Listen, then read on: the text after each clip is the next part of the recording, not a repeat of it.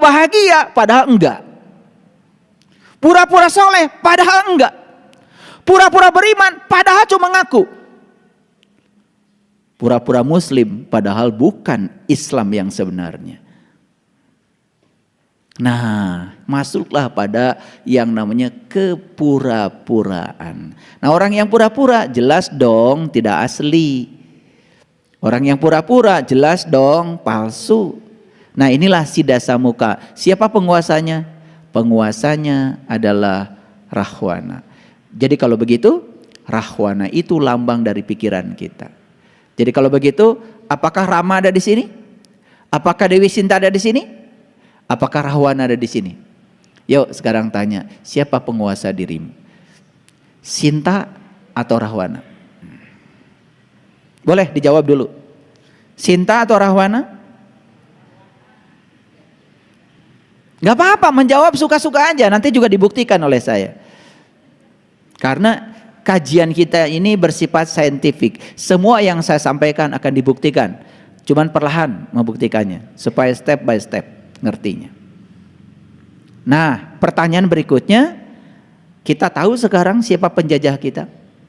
Jangan-jangan penjajah kita adalah Rahwana yang ada dalam diri kita, Siddhasa Muka. Sepanjang kita dijajah oleh itu, berarti kita belum bebas merdeka. Paham sampai di sini? Oke. Nah, kalau di dalam diri kita ada penjajah yang namanya Rahwana, berarti diri kita selama ini masih jadi budak. Budak bagi siapa? Budak bagi penjajah kita. Karena di zaman dulu juga orang yang dijajah pasti jadi budak, dan penjajahnya ya menjadi tuan. Yuk, sekarang saya mau nanya. Siapa penentu nasib kita? Siapa? Diri sendiri? Betul? Oke. Katanya yang menentukan nasib Allah. Siapa yang menentukan rezeki kita? Diri sendiri? Katanya yang menentukan rezeki Allah. Siapa yang menentukan umur kita? Diri sendiri? Selama ini kita ini dijajah oleh doktrin-doktrin, dogma-dogma yang datang kepada kita, dan kita izinkan kebodohan kita untuk menerimanya. Saya mau nanya sekarang, mau nggak punya Tuhan yang ngasih rezeki kepada si A 1 juta, si B ini 10 juta, si C ini 100 juta nih, karena hidungnya gede. Aduh hidungnya kecil, udah deh 10.000 aja. Mau nggak punya Tuhan yang semena-mena gitu? Mau? Saya kasih tahu pada kalian semua, Allah menyediakan rezeki yang sama buat semua umatnya. Loh, kenapa rezeki Anda berbeda? Anda yang menentukan. Coba belajar ngaji itu rada waras sedikit ya. Umur katanya ditentukan oleh Allah. Lah kalau umur ditentukan oleh Allah, di Okinawa di Jepang sana rata-rata usia mereka di atas 96 tahun. Bahkan mereka masih bisa gendong padi, gendong hasil pertanian. Itu umur 95 tahun masih naik sepeda. Pernah ke Okinawa? Susah kalau cerita sama yang belum. Rata-rata umur 95 tahun. Nah kalau orang sana 95 tahun, kemudian orang sini umurnya 65 tahun. Kemudian tiba-tiba kepada Allah bilang, ya Allah kan yang menentukan umur engkau. Mau punya Allah begitu? Mau punya Tuhan begitu? Orang sono 95 tahun, orang sini udah kata Tuhan jangan ribut 65 aja.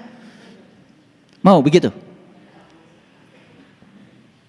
Jadi sekali lagi banyak sekali yang menjajah kita, termasuk kepercayaan yang kita percayai, padahal sebetulnya itu bukan kebenaran, cuman kebohongan yang diulang-ulang, yang lama kelamaan kita anggap itu kebenaran.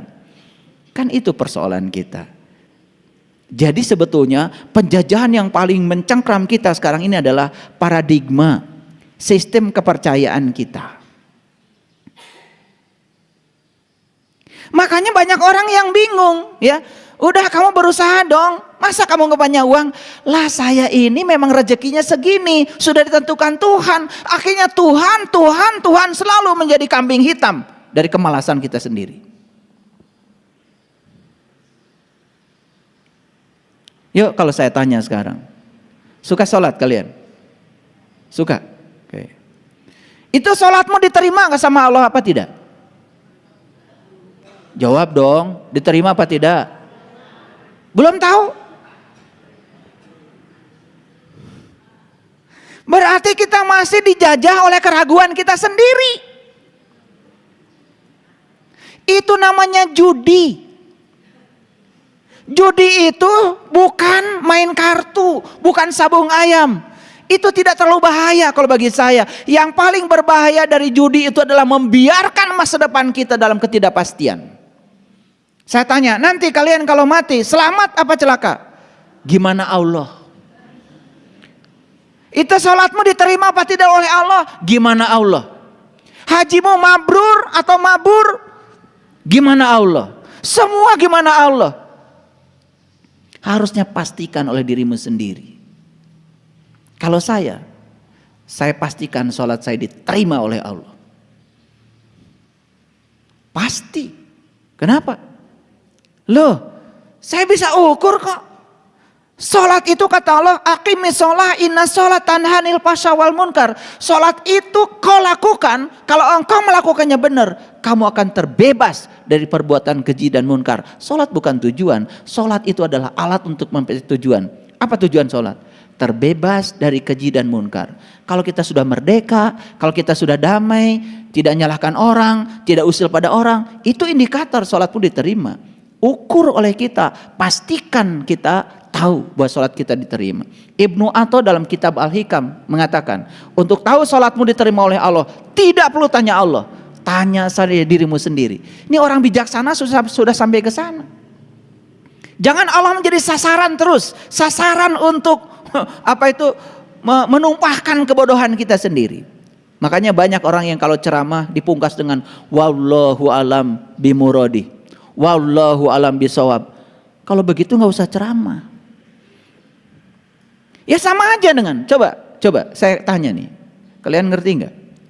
Alif lam mim, apa artinya? Kalau lihat terjemahan yang ada, hanya Allah yang tahu, betul? Sekarang alif lam ro, apa? Terjemahnya sama, hanya Allah yang tahu. Kaf, ha, ya, ain, shod. Terjemahannya sama, hanya Allah yang tahu. Coba baca itu. Ha, mim. Sama, hanya Allah yang tahu.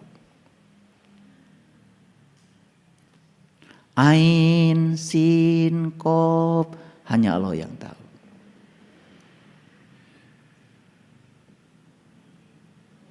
Arabnya beda-beda tapi Indonesianya sama. Hanya Allah yang tahu.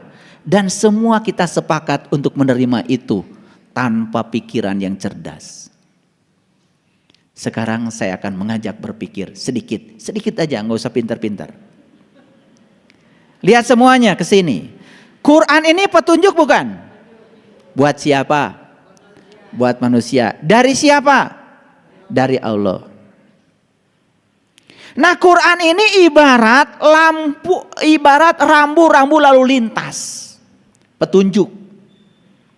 Persis seperti rambu-rambu lalu lintas. Siapa yang bikin rambu lalu lintas? Polisi bukan? Polisi yang bikin. Siapa yang menggunakan? Pengendara bukan? Makanya harus lulus SIM-nya.